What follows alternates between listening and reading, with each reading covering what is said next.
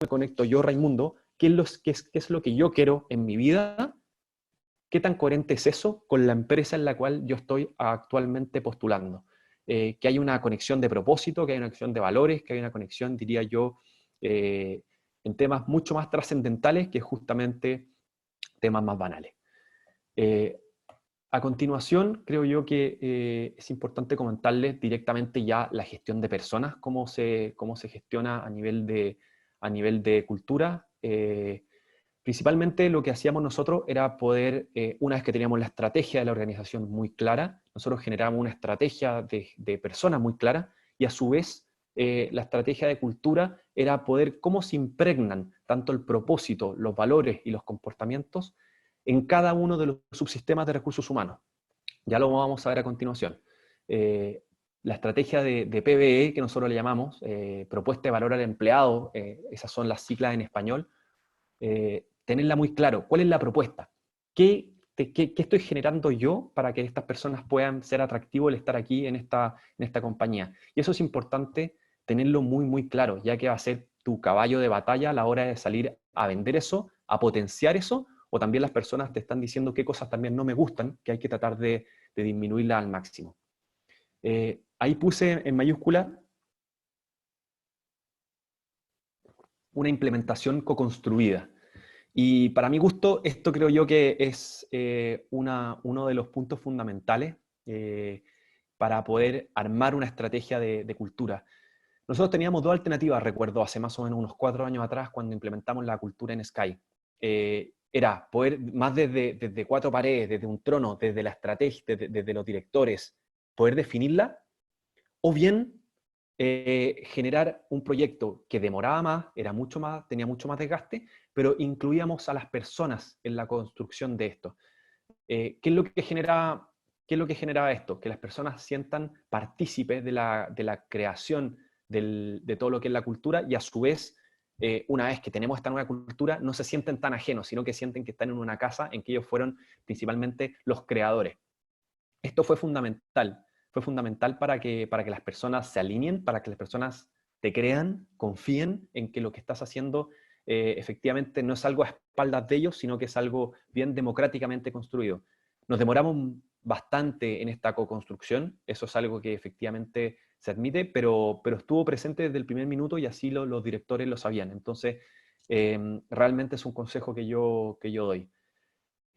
Hablamos de autonomía y alineamiento. Para mi gusto, este es la mayor dificultad para cualquier transformación cultural, sea la que sea. Para mi gusto, si yo tuviera que ponerle un título a la complejidad de la gestión de cultura, tiene que ver con cómo yo genero la mayor autonomía y empoderamiento posible en cada una de las personas, pero a su vez, cómo genero que estas personas puedan estar alineadas y se cumpla esa disciplina de seguir una línea.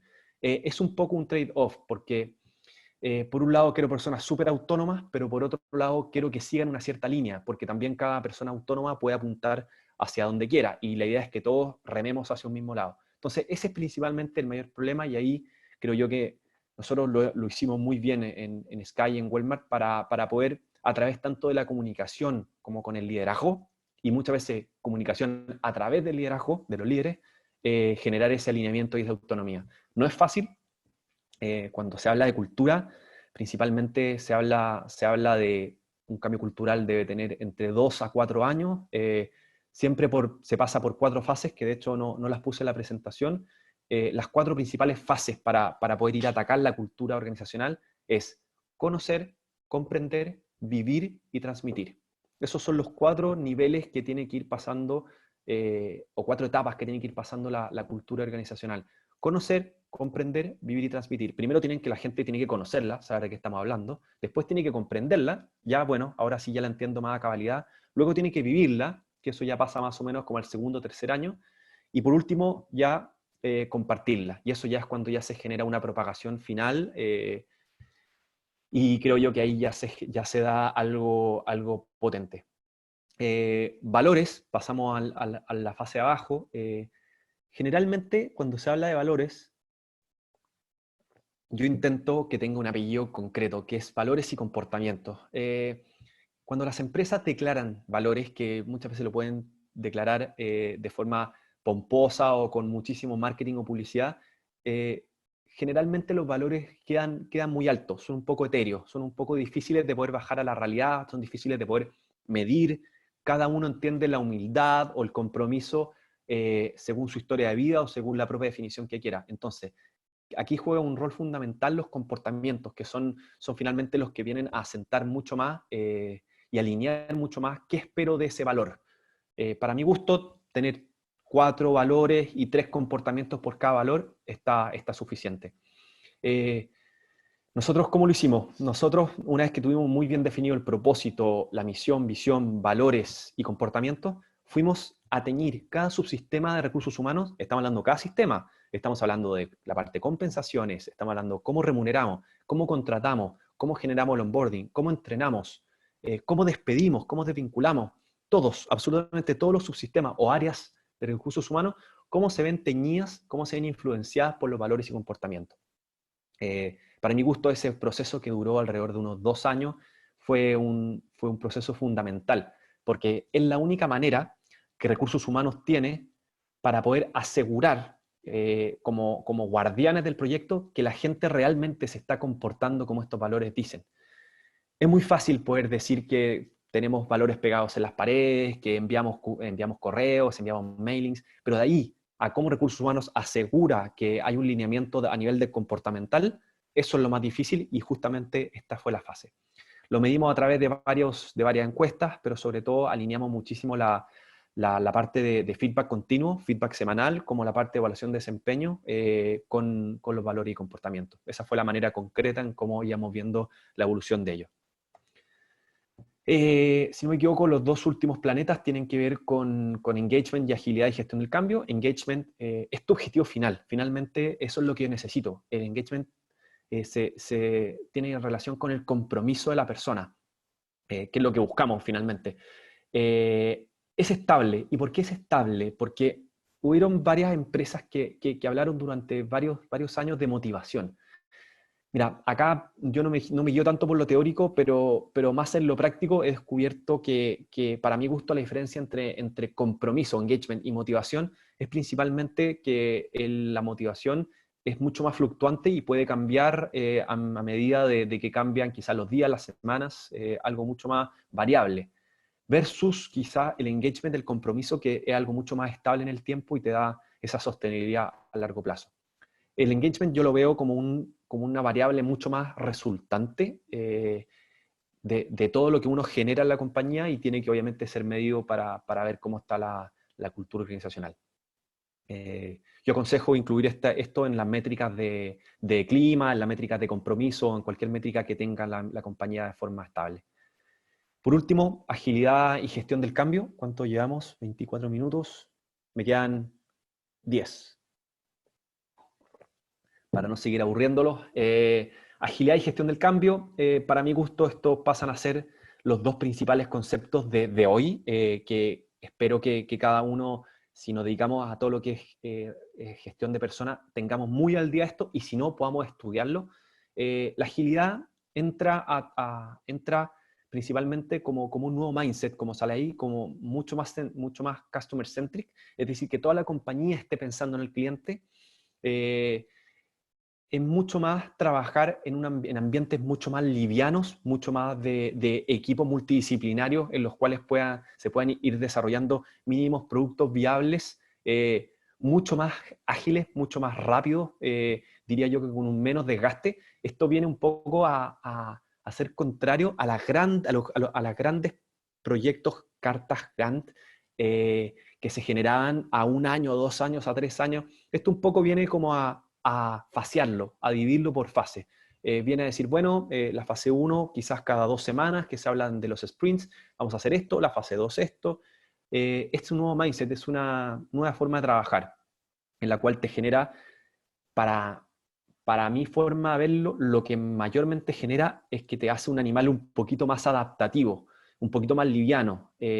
Las grandes corporaciones están teniendo muy importantes desafíos con este concepto, porque si bien tratan de convertirse, son unos grandes elefantes que tratan de convertirse en un animal un poco más ágil, pero a su vez las estructuras, lo pesados que son el éxito también del pasado que han tenido no les permite poder cambiar tanto. Y es ahí donde cuesta mucho insertar esta nueva forma de ver las cosas, nuevo mindset, como lo es la agilidad.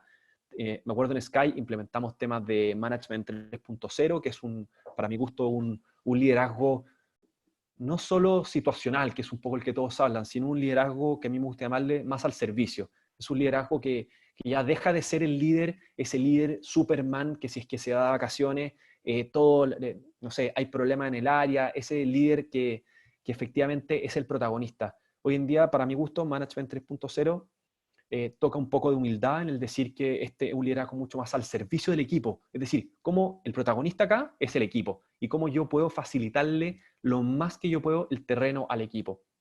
Ese es un concepto que estuvimos trabajando bastante en Sky. Justamente también implementamos programas de Scrum y de Kanban, que si quieren alguna vez conocer un poco más, no duden en escribirles. Ahí les pasaré mi correo al final de la presentación. Gestión del cambio. Gestión del cambio, para mi gusto también, es el cómo. Generalmente se habla de gestión del cambio mucho más a nivel de, yo diría, a nivel de entrenamiento, capacitación y comunicación. Pero para mí gestión del cambio deberá ser un proyecto, más que un proyecto, deberá ser una skill muy, muy bien desarrollada en las mismas personas. Nosotros generamos un modelo de gestión del cambio en mi antiguo trabajo que tenía mucha más relación con cómo impregnamos a la gente de el poder sobrellevar los cambios, adaptarse a estos cambios y sacarle lo mejor a estos cambios a largo plazo, de manera constante. Es decir, les enseñamos un poco a ser adaptativos más que ir gestionando cada cambio en específico, porque realmente con la situación a nivel buca que estamos actualmente, el cambio es completamente constante y elevado a 1000. Entonces es muy difícil gestionar 500 cambios por semana. Entonces, mucho más importante, creo yo, el poder tener esa skill muy presente.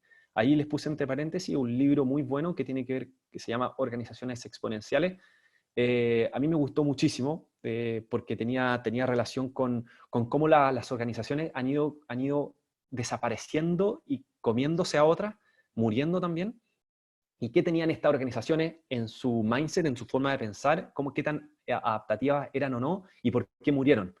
Hay bastantes casos, el caso de Blockbuster, los famosos casos de Nokia, existen muchísimos, pero ahí el autor pone un sinnúmero de casos reales que creo yo que son muy, muy buenos.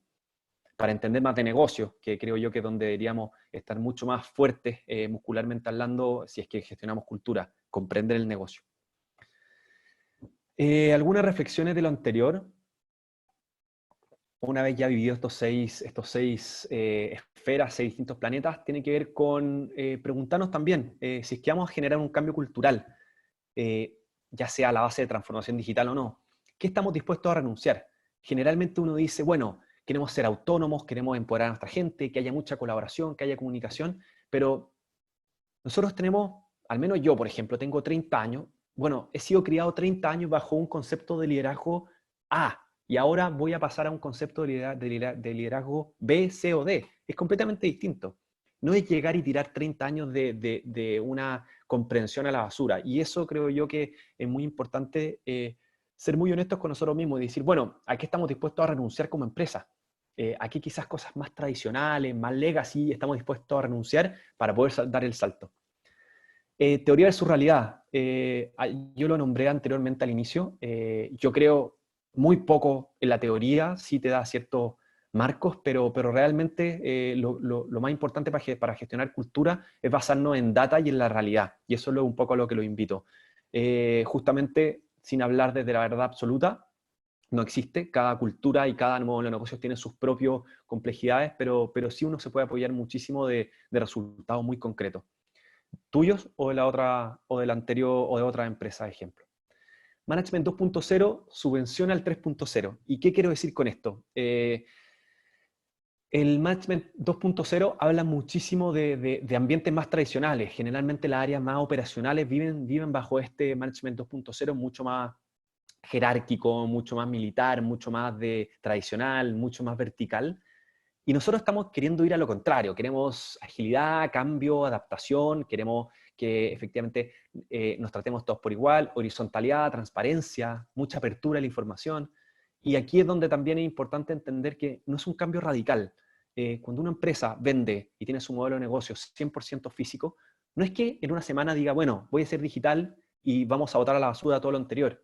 Hay muchísimo del pasado que nos puede ayudar a entender muy, muy bien experiencias que vamos a ver en el futuro. Y por último, presentarles también la escalabilidad.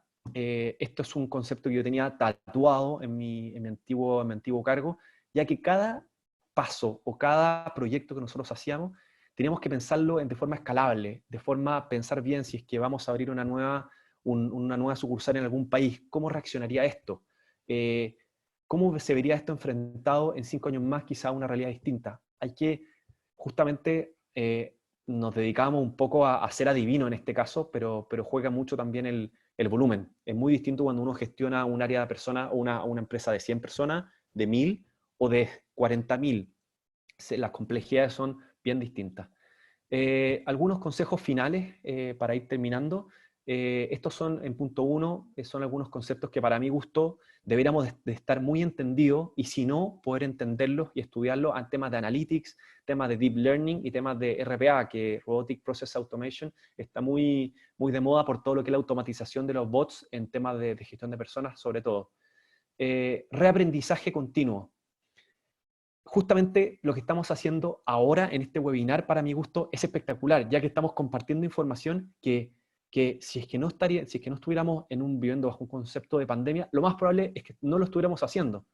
Entonces creo yo que en todo problema hay una oportunidad y creo yo que estamos en un momento preciso para poder reaprender este reskilling que le llaman los norteamericanos, que están en continuo aprendizaje, que, ojo, antes era algo mucho más de responsabilidad de la compañía. La compañía me daba una capacitación formal y presencial en X. Hoy en día esto está cambiando, existen plataformas que te dan libre acceso a poder responsablemente aprender y es tu responsabilidad. Punto 3, el staff tiene que creer 100% en la estrategia y el propósito. Esto igual que los emprendimientos, no importa tanto la idea, importa mucho más el equipo. Y aquí creo yo que el equipo pasa a ser fundamental. Un staff completamente leal, un staff que confía justamente en la cultura, que la vive, creo yo que es fundamental a la hora de salir a impregnar al resto de la compañía. Son embajadores, tienen que estar 100% alineados. Bueno, les conté ante el punto 4, la parte de co-construcción, que para mi gusto es fundamental. Y por último, aquí les puse algún par de consejos. Bueno, está en agilidad. Este libro está realmente muy bueno. Lo pueden buscar también en Amazon. Enseña un poquito mucho más a poder entender qué hay detrás de esta agilidad, cómo se puede impregnar la agilidad en los equipos de trabajo. El caso Netflix, ahí les dejé, después les puedo compartir esta presentación, ahí les dejé el link, un caso, la cultura de Netflix realmente está muy buena y sostenida a lo largo. Escuché un podcast, creo que la semana pasada, de este mismo tema, como la CEO hablaba un poco de la cultura organizacional que tienen y también se lo aconsejo. El podcast se llama Master of Scale. Y por último, creo yo que el último consejo que les doy, que tiene que ver con Dee Hook, que es el fundador de Visa, él dice que si es que nosotros realmente queremos liderar, tenemos que invertir un 40% de nuestro tiempo en liderándonos a nosotros mismos.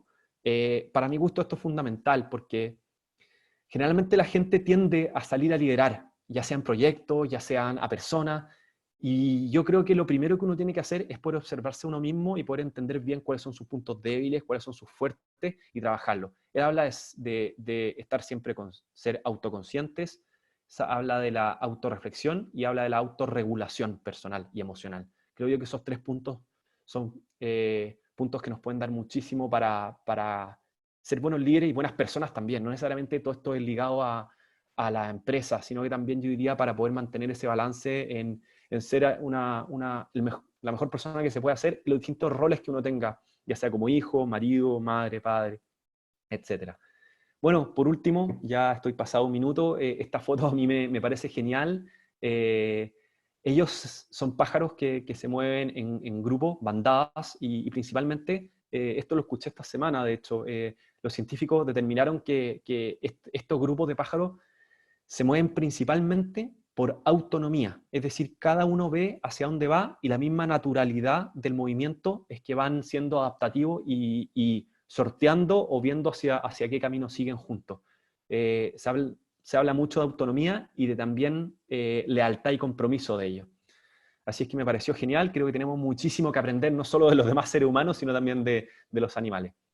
Así que eso les vine a contar hoy un poco de cultura organizacional, de los nuevos retos. Creo yo que cuando alguien sabe de un tema que le llaman expertos, que yo no necesariamente me considero uno, lo principal es que son personas que se han equivocado muchísimo en ese tema también. Entonces, yo no solamente hoy día les hablé de un par de aciertos que hemos tenido, pero también les reconozco que existen muchísimos errores que uno comete a nivel de cultura organizacional y gestión de personas que gracias a eso uno va aprendiendo y ojalá equivocarse lo más en pequeño y en rápido posible para llegar a un estado final que nos beneficie a todos. Esa es la presentación de hoy, así es que no sé si fui claro, no sé si les quedarán algún par de dudas. No es la primera vez que hago esto, pero es una de las primeras veces que sí lo genero, así es que también encantado de recibir feedback. Y preguntas, por supuesto. Raimundo, muchísimas gracias por tu participación, una participación clara, concisa, concreta sobre lo que es cultura organizacional y dejándonos muchas reflexiones, ¿no? Sobre lo que tenemos que, esa reinvención que debemos tener ahora para afrontar estos cambios que ya vienen de por sí desde, no solo a partir de esta coyuntura, sino desde hace ya un tiempo. Raimundo, mira, hay una pregunta de Malú. Dice, hola Ray, tengo una gran duda sobre el engagement, teniendo en cuenta la coyuntura actual. ¿Cómo se podría fomentar el engagement a través del smart work?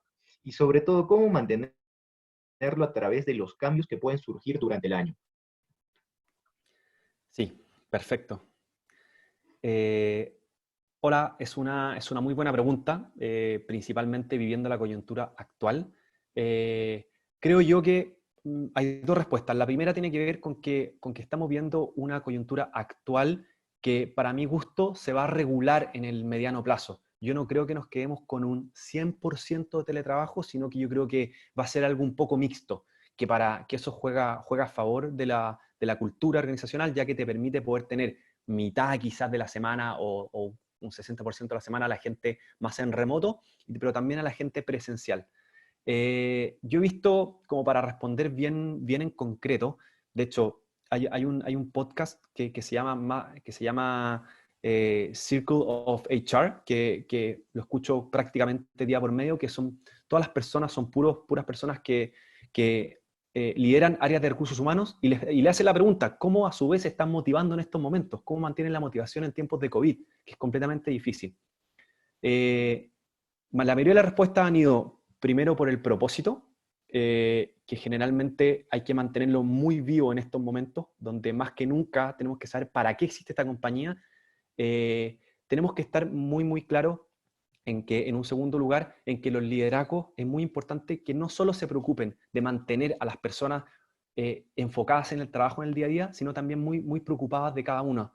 En lo personal, lo individual, casi como que psicólogo, como jefe psicólogo.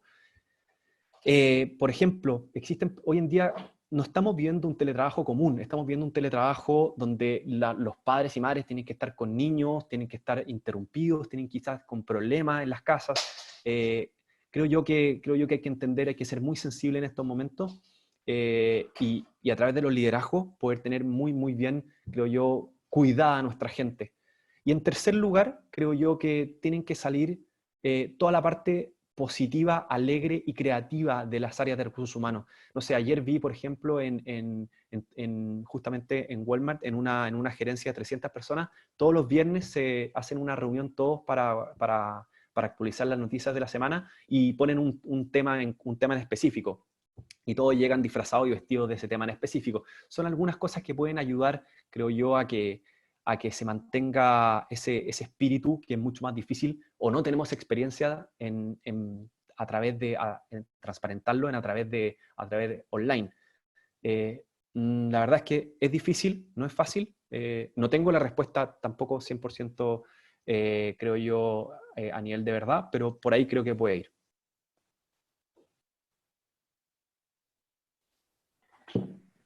Gracias, Raimundo. Hay otra pregunta. Esta pregunta viene de Freddy. Menciona, ¿qué crees que se debería abordar primero para modificar la cultura organizacional en una empresa? Hola Freddy, gracias por tu pregunta. Principalmente, tener muy claro el modelo global. Recuerda, primero tiene que estar muy clara la estrategia de la compañía. Y la estrategia de la compañía tiene que tener a su vez, tener a su vez la cultura organizacional como punto estratégico claro. Si es que cumplimos con ese primer nivel, que creo yo que es un primer nivel complejo, ya después tienes que crear la estrategia, obviamente, a nivel cultural. Y dentro de eso, lo primero que hay que salir a definir es propósito, valores y comportamientos, en ese orden. El para qué estamos, que vendría siendo el propósito, y valores y comportamientos claros. Eso, y después, tal como lo expliqué en la presentación, después vamos viendo cómo esos valores y comportamientos tienen que ir a teñir cada uno de las áreas de recursos humanos. Esa vendría siendo, creo yo, desde mi experiencia, cómo lo hicimos y cómo nos resultó de buena manera. Gracias, Raimundo. Una pregunta de Isaías. ¿La cultura organizacional es posible eliminar o solo se transforma? Gracias por la pregunta, Isaías. Creo que esto no, de hecho, esto lo conversamos hace un tiempo y tiene que ver también con temas, creo yo, más profundos. Yo creo que al transformar, justamente esa palabra lo que dice es que tú pasas de un estado al otro. Entonces dejas el estado anterior y puedes comprender el estado siguiente. Eh, Nunca eliminas al 100% el estado anterior, pero sí a su vez puedes disminuirlo al máximo. Un poco para simplificar la respuesta, creo yo que efectivamente uno puede generar una transformación, pero complementándola con la eliminación de ciertos valores, ciertos comportamientos negativos, ciertas malas prácticas que generalmente pueden pasar a las empresas. Digámoslo abiertamente, muchas veces hay malos elementos a las empresas. Hay manzanas podridas que generalmente, y nosotros en la gestión de recursos humanos le llamamos icebergs, que son grandes copos de hielo que uno va chocando constantemente en la empresa. Creo yo que es importante darle la oportunidad para cambiar, pero también es aún más importante detectarlos tempranamente a estas personas y poder también generar un plan rápido de salida. Es muy importante que no sigan contaminando más con sus propios valores, con sus propios comportamientos a las demás personas de la organización.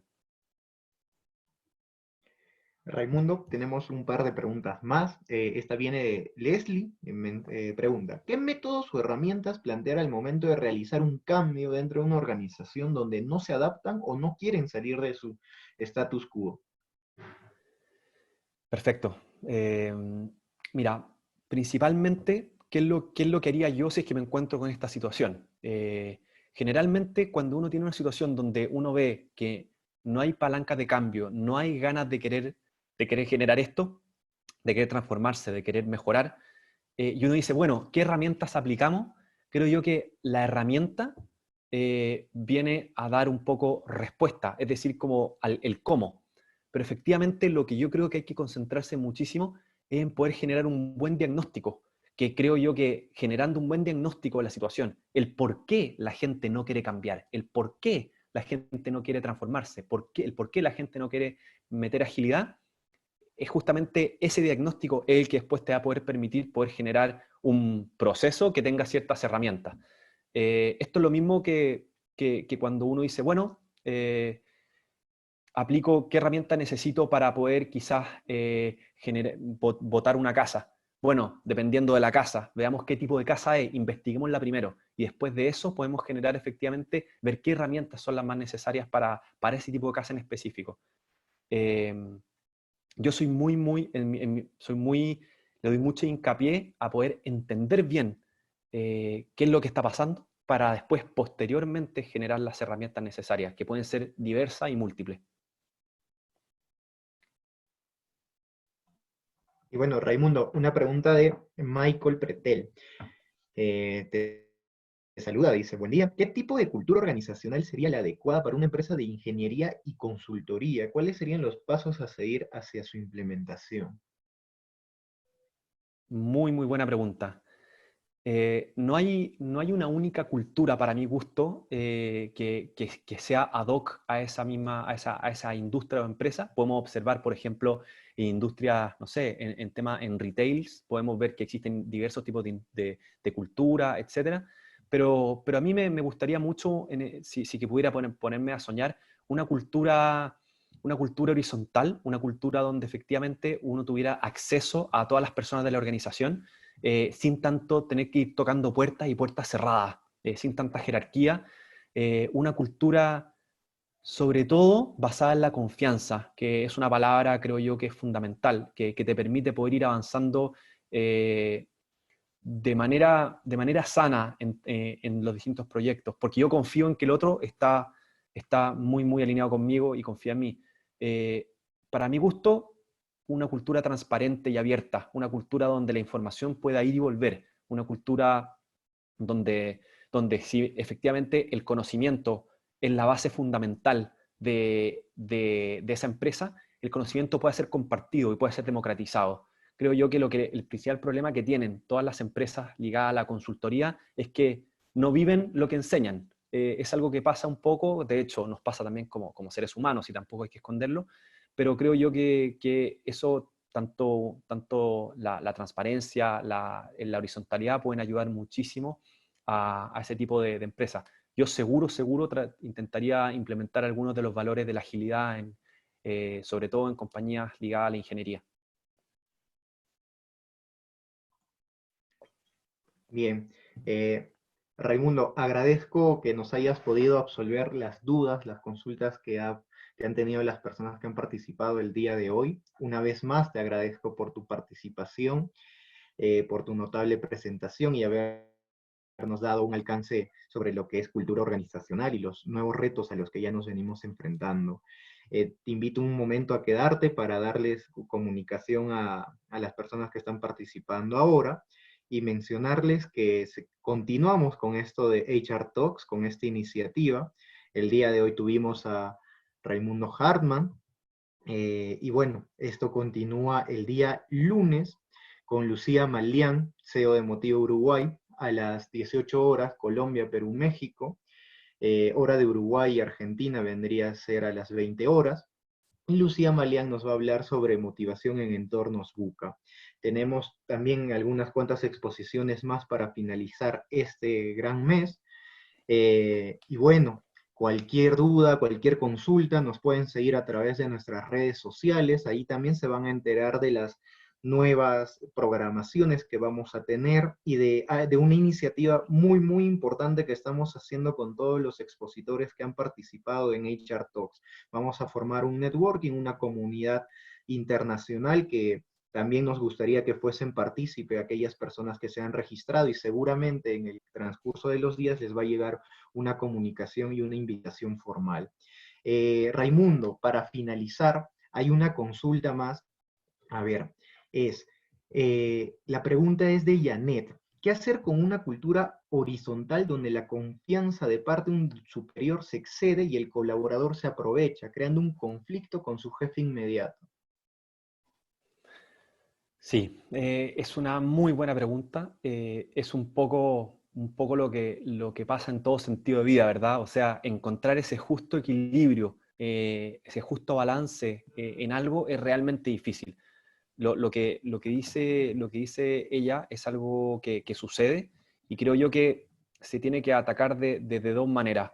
Punto uno, desde a nivel de liderazgo, es muy importante que los líderes, que haya un modelo de liderazgo completamente íntegro y muy, muy marcado, y hay un trabajo de liderazgo en cada una de las distintas esferas. Nosotros, lo que más o menos nosotros hicimos así fue poder generar un modelo de liderazgo íntegro con todas las fases que nosotros, categorías, niveles que nosotros queríamos, por los distintos cargos, y a su vez íbamos ayudándolo en el camino. Entonces, ¿qué es lo que digo con esto? Estoy educando a mis líderes, que son personas que son fundamentales para tanto la consecución de resultados organizacionales como para que se desarrolle la cultura correctamente. Entonces, punto 1, liderazgo, atacar a los líderes 100%. Y punto 2, es fundamental que cuando pasan cuando se cruzan estas ciertas líneas que son bien comunes que pasen, no por eso van a estar bien, debe existir en las empresas también un área de compliance muy marcada, un área que pueda proteger a las personas de este tipo de comportamiento, en la cual se pueda de forma anónima el poder hacer ciertas denuncias y se generan estas investigaciones dentro de las compañías. Creo yo que tanto teniendo muy, muy sólido a tus líderes, junto con una estructura y un procedimiento que te proteja de las malas prácticas, para mi gusto podrías estar bien protegido en general. Raimundo, muchísimas gracias por tu participación. Y bueno, a todos desearles que tengan un buen fin de semana, lo propio contigo, Raimundo. Te mando un fuerte abrazo y seguramente que estamos en comunicación. Muchas gracias a todos por su participación. Encantado, muchísimas gracias a todos. Espero no les haya aburrido y cualquier cosa que necesiten estoy para ayudar. Claro que no. Bueno, acabo de enviarles por el chat tu contacto por LinkedIn. Cualquier duda, cualquier consulta para que puedan comunicarse contigo. Sí, Raimundo, y acá muchas gracias. estoy escribiendo mi correo por si alguien tiene alguna Ah, duda, perfecto, estupendo. quisiera, Sí, te lo estoy enviando a ti nomás, así que voy a ver todos. Ahí está mi correo en caso de que alguien necesite algo, quiera profundizar en algún tema, alguno de los libros que di o de dónde saco información. Realmente soy muy abierto en esto y felices de ayudarlos en lo que necesiten. perfecto. Raimundo, muchísimas gracias por tu participación. Un fuerte abrazo y que tengas un buen fin de semana y también a todos los participantes. Nos vemos el lunes y continuamos con HR Talks. Gracias. Gracias, adiós.